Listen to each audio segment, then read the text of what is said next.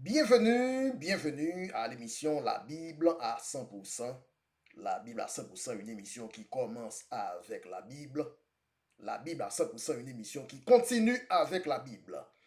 La thématique d'aujourd'hui sera intitulée Le septième jour, c'est l'ombre du septième millénium à venir. Mais avant de commencer, nous voulons tout d'abord rendre gloire et honneur à notre Seigneur, le Seigneur Jésus-Christ. À lui soit la gloire, à lui soit l'honneur, à lui soit la magnificence au siècle des siècles, en son nom et en sa personne, le Seigneur Jésus-Christ. Amen. Oui, comme sujet, le septième jour, c'est l'ombre du septième millénium à venir.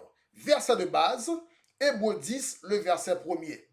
Hébreux 10, verset premier, la loi qui possède ombre, une ombre des biens à venir et non l'exacte représentation des choses, ne peut jamais, par les mêmes sacrifices qu'on offre perpétuellement chaque année, reproduire ou bien amener les assistants à la perfection.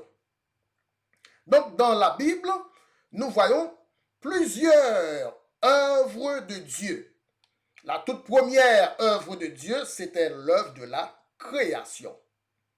Tout de suite après l'œuvre de la création, Dieu s'est remis au boulot dans une toute nouvelle entreprise, une toute nouvelle œuvre appelée l'œuvre de la rédemption.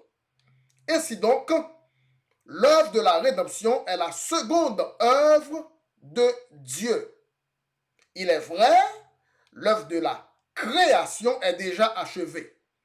Cependant, l'œuvre de la rédemption n'est pas encore achevée. Il nous arrive que nous sommes toujours en plein dans l'œuvre de la rédemption jusqu'à nos jours. Bien entendu, même après la deuxième œuvre de Dieu, Dieu entamera une troisième œuvre. Mais c'est un autre sujet à traiter à part entière. Pour aujourd'hui, concentrons-nous uniquement sur la première et la deuxième œuvre de Dieu. L'œuvre de la création et l'œuvre de la rédemption. Dieu travaille selon un modèle. Dieu travaille toujours dans une rotation de 6. Ensuite, il utilise le septième pour célébrer ce qu'il vient d'accomplir pendant les 6. Donc, on retrouve la même rotation tant pour l'œuvre de la création que pour l'œuvre de la rédemption. L'œuvre de la création, la toute première œuvre de Dieu, a duré 6 jours. De même, l'œuvre de la rédemption, la seconde œuvre de Dieu, doit également durer 6 jours. Dieu s'est reposé le septième jour de la création. De même, symétriquement, Dieu doit se reposer le septième jour à la fin de la rédemption. Pour nous autres les hommes, un jour c'est 24 heures. Tandis que pour Dieu, un jour c'est 1000 ans. Donc littéralement, 6 jours pour la création, c'est 6000 ans de création. 6 jours pour la rédemption, c'est 6000 ans pour l'œuvre de la rédemption. Alors, si vous connaissez la Bible, il existe 3 types de calendrier dans la Bible. Le premier calendrier, c'est le calendrier de 24 heures. Le deuxième calendrier de la Bible, c'est le calendrier un jour de 12 mois. Et le troisième calendrier de la Bible, c'est le calendrier avec des jours de 1000 ans. Verset pour les jours de 12 mois, Genèse 29, le verset 27. Genèse 29, verset 27. Achève la semaine avec Léa et nous te donnerons Rachel pour le service que tu feras encore chez moi pendant 7 nouvelles années. Donc, le mot semaine, comme défini par la Bible, ce n'était pas 7 jours de 24 heures, c'était 7 années, 7 jours de 12 mois, 7 années. Le mot semaine, utilisé pour la première fois dans la Bible, dans Genèse 29, verset 27, signifiait 7 années et non 7 jours de 24 heures. Ensuite, nous allons lire Ézéchiel 4, le verset 6. Ézéchiel 4, verset 6. Quand tu auras achevé ces jours, couche-toi sur le côté droit, et tu porteras l'iniquité de la maison de Juda pendant 40 jours. Je te pose un jour pour chaque année. Un jour pour chaque année. Tel est le calendrier avec des jours de 12 mois. Ensuite, nous allons voir le troisième calendrier de la Bible, calendrier avec des jours de 1000 ans. 2 Pierre 3, verset 8. Il est une chose, bien-aimés, que vous ne devez pas ignorer, c'est que devant le Seigneur, pas devant les hommes, devant le Seigneur, un jour est comme 1000 ans. Et 1000 ans sont comme un jour. Donc, pour nous autres les hommes, un jour c'est 24 heures. Cependant, pour Dieu, un jour c'est 1000 ans. 6 jours de la création sont 6 millénaires de la création. Symétriquement, 6 jours de la rédemption doivent également avoir la même durée de temps, la même symétrie, 6 millénaires de la rédemption. Donc, de même que nous pouvons tracer l'œuvre de la création du début à la fin, nous pouvons tout également traquer le cheminement de l'œuvre de la rédemption du début à la fin. Le point de départ, du point de départ à la fin. Le point de départ de l'œuvre de la rédemption est à partir de Genèse chapitre 3, le verset 21. Genèse 3, 21, l'Éternel Dieu fit à Adam et à sa femme des habits de peau. Des habits de peau, et il les en revêtit. Genèse 3, verset 21, c'est la date officielle de l'inauguration de l'œuvre de la rédemption.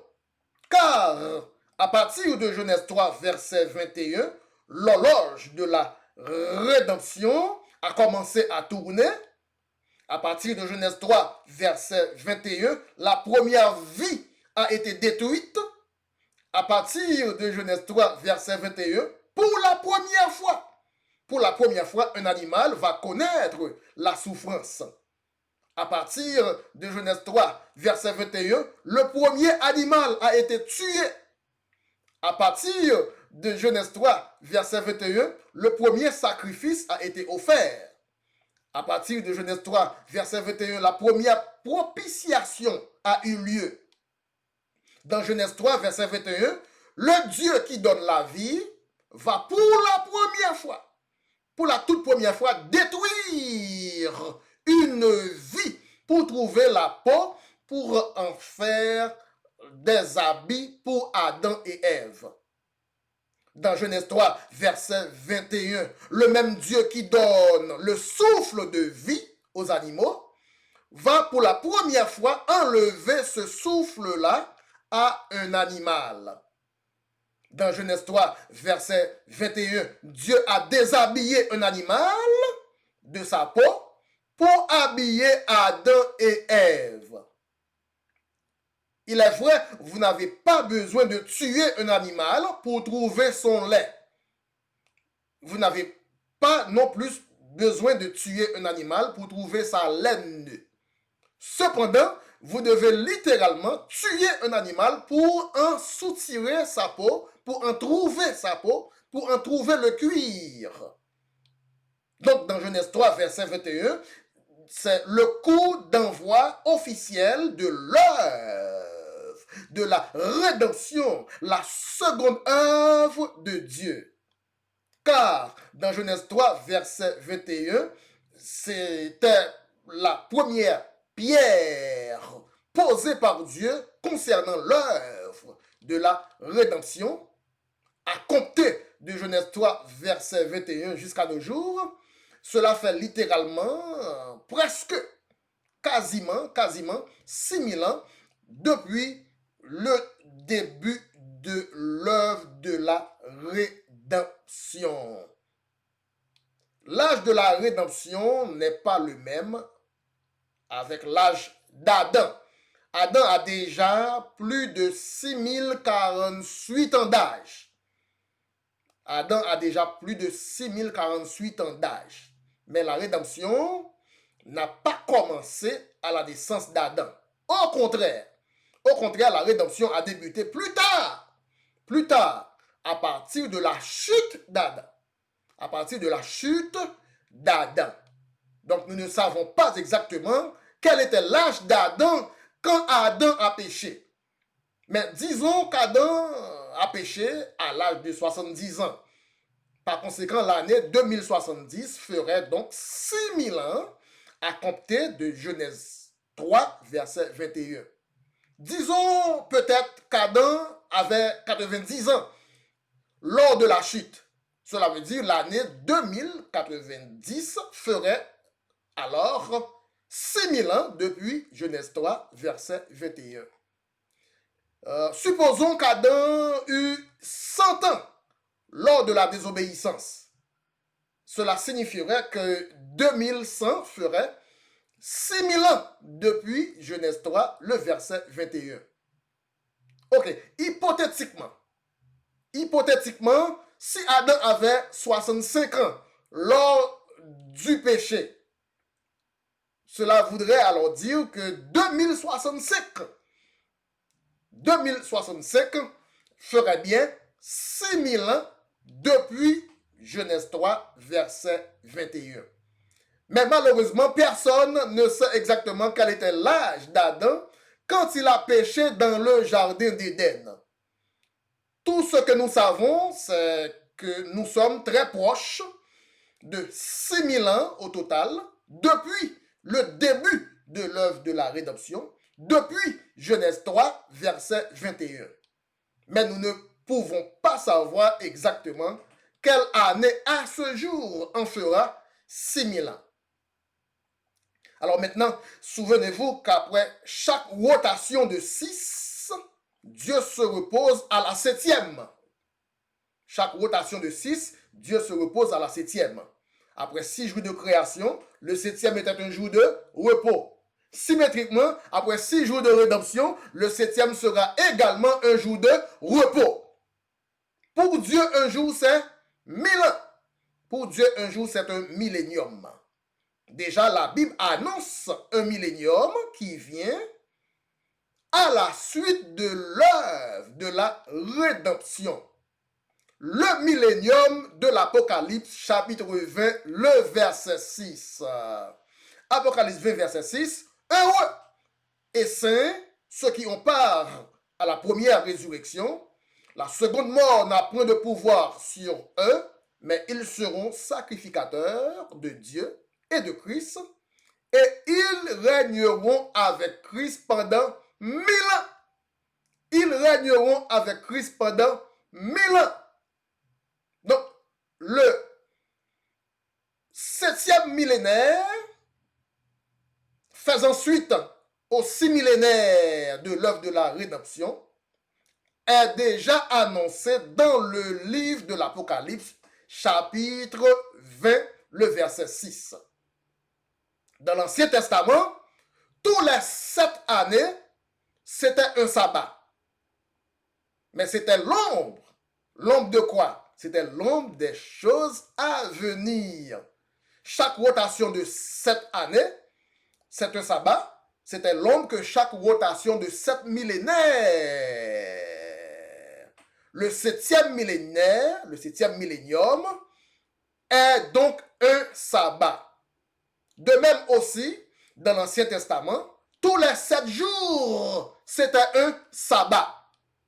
Mais c'était l'ombre. L'ombre de quoi? C'était l'ombre des choses à venir. Cela veut dire chaque rotation de 7 jours. Le 7e, c'est un sabbat. Cela voulait dire que chaque rotation de 7000 ans, 7 milléniums, le 7e millénium, serait donc un sabbat. Le sabbat le plus court de la Bible, c'est le sabbat de 24 heures.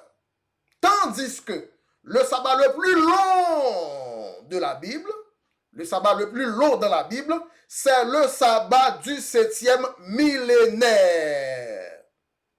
Les hommes ne savent même pas qu'un jour pour Dieu équivaut à 1000 ans.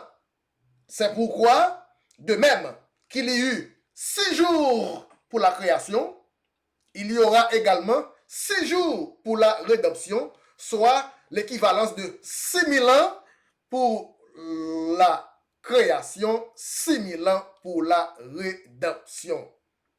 Le sabbat le plus long de la Bible sera le sabbat du 7e millénaire.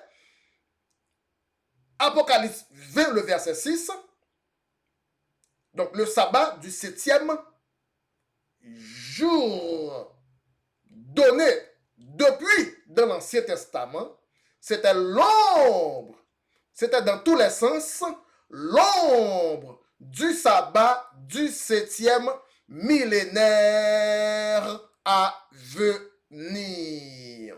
Tel que annoncé dans Apocalypse chapitre 20, le verset 6.